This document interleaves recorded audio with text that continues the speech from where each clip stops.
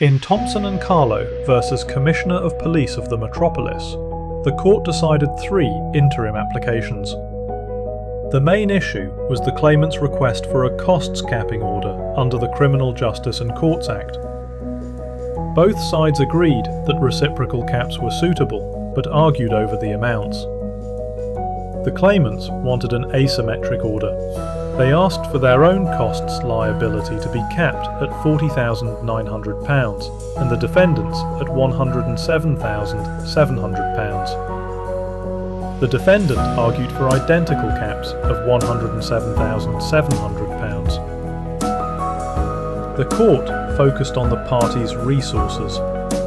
It found the non-profit backing the claimants, Big Brother Watch, had enough money in its unrestricted and reserve funds to contribute more than the sum raised by specific fundraising. The court decided it was not unreasonable to expect the organisation to prioritise the case and risk a modest drop in its reserves. The court then made a differential order. It capped the claimant's liability at £70,000 and the defendant's at £100,000. This was to balance access to justice with the call on public funds. Quote, "In all the circumstances of the case, I have concluded that a total cap on the claimant's costs liability of £70,000 strikes an appropriate balance between the comparative resources of the parties.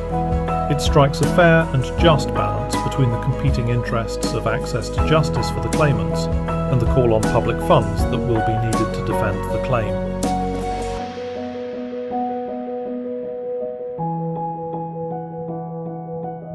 For a detailed summary of this decision, visit tmclegal.co.uk.